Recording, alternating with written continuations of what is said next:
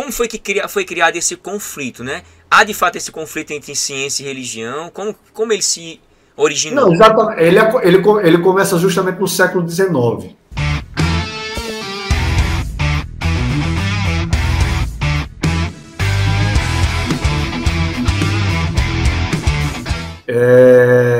Quando Darwin lança A Origem das Espécies, em 1859, o livro se torna muito rapidamente assim, espalhado dentro da academia. Em 1866, Darwin já diz que o espírito do evolucionismo domou todo mundo. Veja, 7 anos depois de ele lançar A Origem das Espécies. Praticamente todos os naturalistas já achavam que o darwinismo tinha sido comprovado. E o próprio Darwin diz que não existem provas. O próprio Darwin diz isso no livro, não existem provas. Até hoje não existe, na verdade. Esse levantamento de Darwin, eu li há muito tempo, não sei se procede, eram dúvidas de Lamarck. Lamarck? Era dúvidas dele que enviou para Darwin e Darwin começou a elaborar. Eu li algo semelhante a isso.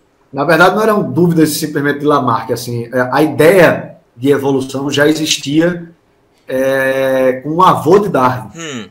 O avô de Darwin já fala em evolução. Tô entendendo. Então ela já vem até do século XVIII. Ela foi amadurecendo, né? Só que ela não encontrava base. E Darwin, quando escreve aquele livro tem um grande sucesso. Ele procurou encontrar semelhanças, né? Exatamente. E aí semelhanças. E tanto que até hoje, todo o sistema de crença dos ateus, eles quando vão falar de evolucionismo, ele está falando de semelhança. Ele não entra na genética. Ateu mesmo nem gosta de genética. Mendel sabia o que fazer. Assim, aí no século XIX, tanto é que eu falo na minha palestra, eu dei uma palestra a respeito de Mendel, como o primeiro que contrariou Darwin, que se opôs a Darwin.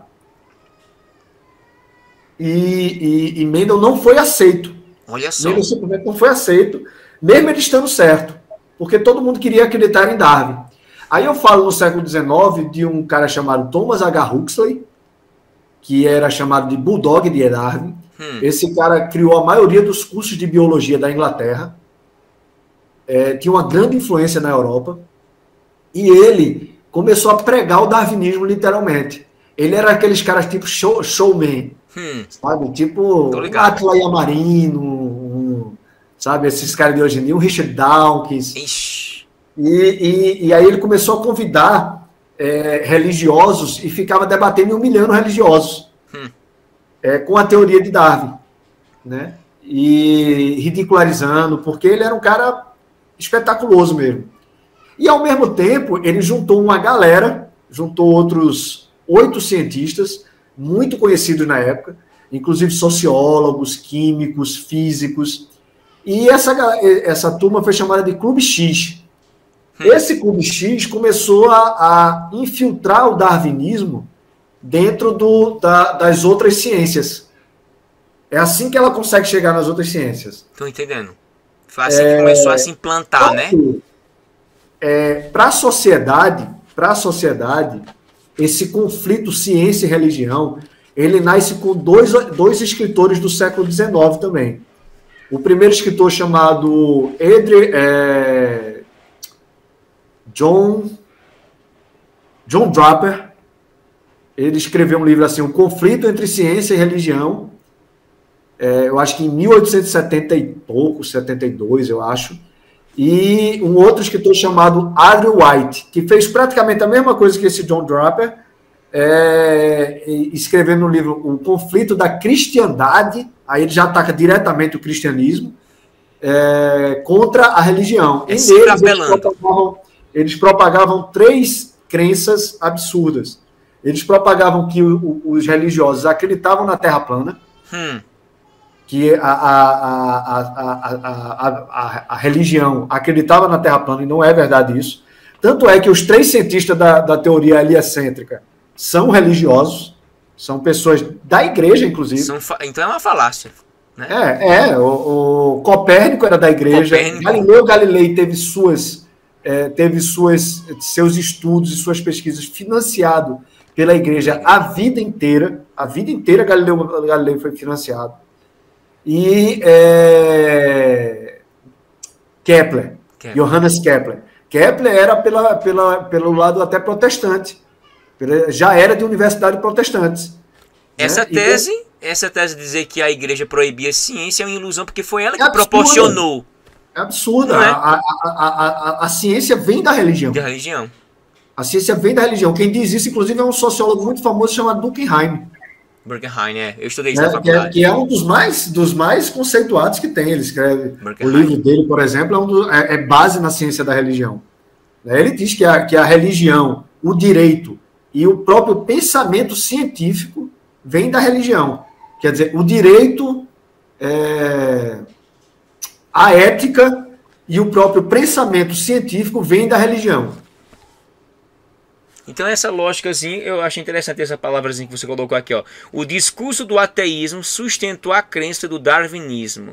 E, como hoje, a proposição de Darwin é muito mais um dogma acadêmico do que propriamente uma teoria científica. Não é Exato. Isso? E ela foi adotada como um dogma acadêmico. Ela foi adotada muito rápido. E no começo do século XX, eles começaram, o darwinismo entrou numa crise. Aí se criou essa ilusão de que existe uma separação entre ciência e religião. Principalmente por causa desses dois livros e dessas pessoas que ficavam lutando contra os religiosos dentro da academia.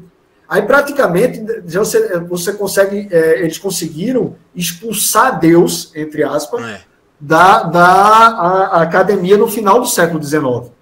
Só que no início do século XX, a evolução estava entrando na sua derrocada, porque ela não conseguia explicar como é que ela acontecia a partir de um sistema hereditário. Aí Mendel, ele é redescoberto. Aí o pessoal diz, olha, esse padre aqui... Ressuscitaram, né?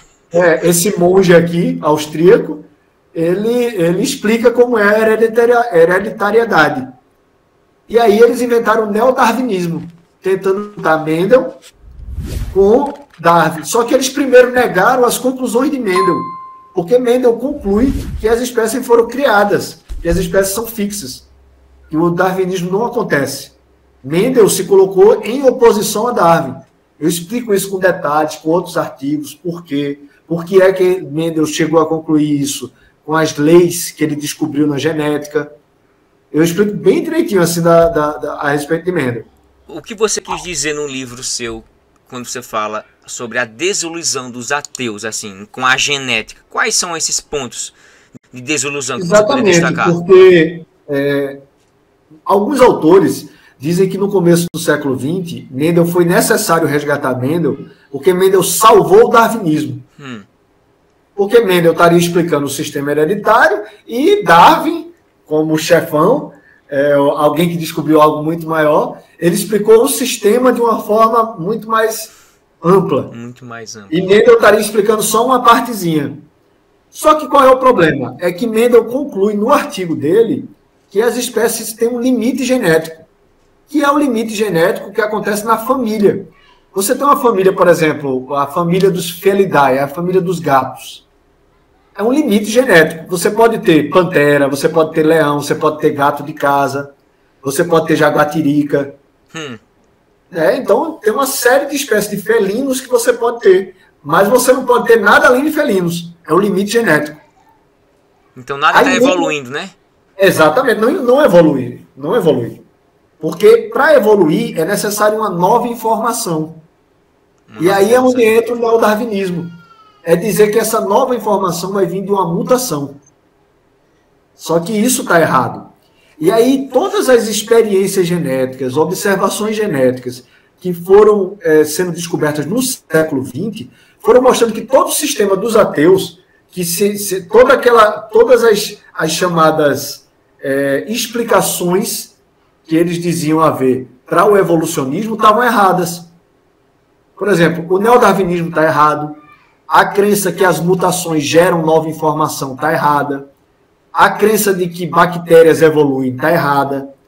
A crença de que homens e chimpanzés têm 99% de semelhança genética, ou 98%, ou que são semelhantes geneticamente diretamente, está errada. Isso é chamado de mito de 1%. Mito de 1%, eu vi no teu livro. Até a revista Science publicou um artigo chamado Mito de 1%. E, principalmente, a genética arrebenta com a crença na abiogênese. A biogênese ixi, aí é a mais forte. Porque a abiogênese é a crença que a vida poderia ter surgido sem o Criador. Sujeito. Isso é absurdo do ponto de vista genético. Isso é absurdo do ponto de vista bioquímico. Isso é absurdo do ponto de vista da termodinâmica. A lógica. A lógica. Ação, reação. Causa, Exato. efeito. Mas, do ponto de vista genético, é inexplicável. Por quê? Porque você precisa de informação. O código genético é um sistema... unidade de informação, né? Exato. O código genético ele é um sistema, ele é uma mensagem codificada. Ou seja, é uma mensagem que precisa ser lida dentro de uma ordem. Ele não acontece aleatoriamente. Aquelas escadinhas ali são unidades de informações. Que a gente chama de pares de base. Porque ela é C com G, a adenina com a guanina, ela só acontece em base. E pior não, né? Assim, mais complexo ainda é que ela quando vai para o ribossomo, ela é linda e trinca. A gente pensa que é só aqueles dois primeiros uma informação, não é. A informação é a trinca completa. De um pedaço da informação. Porque a informação real é o gene inteiro. Ou seja, um conjunto de pares de base que tem que se encaixar perfeitamente, que vai ser lido em trinca.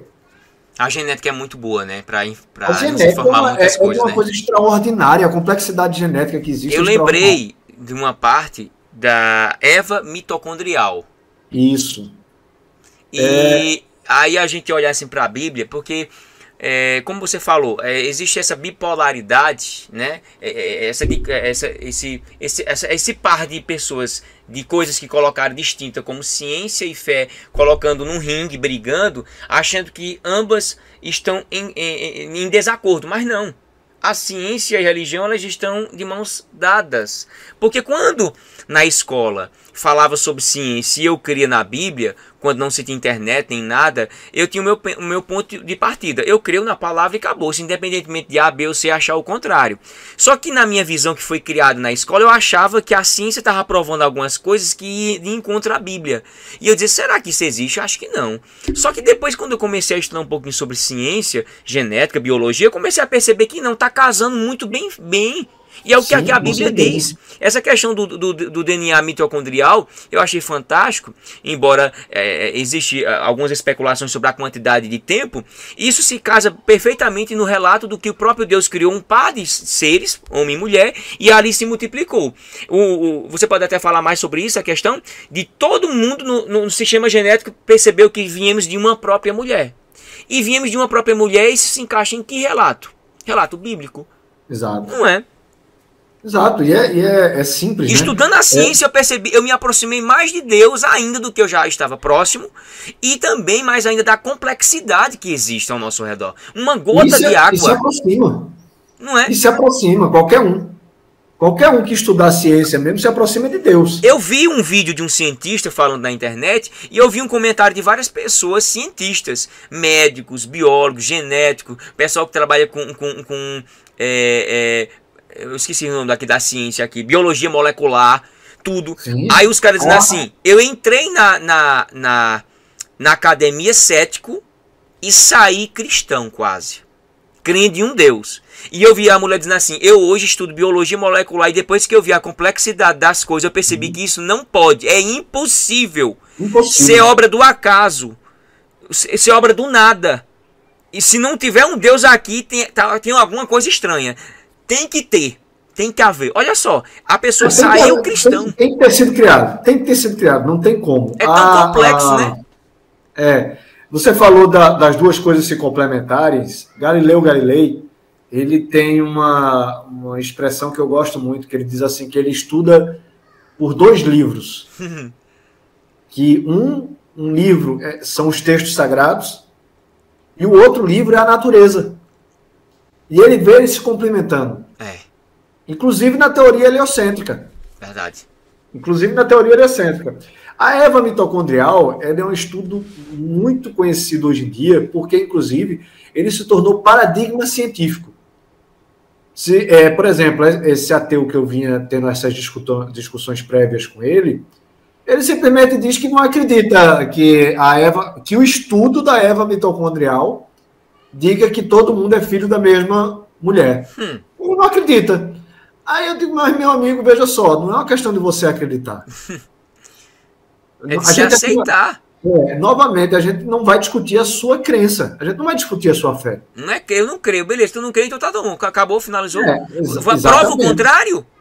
Prove o contrário? Quais as evidências que você tem para dizer que está errado? Porque a mulher fez em todo lugar do mundo, do planeta.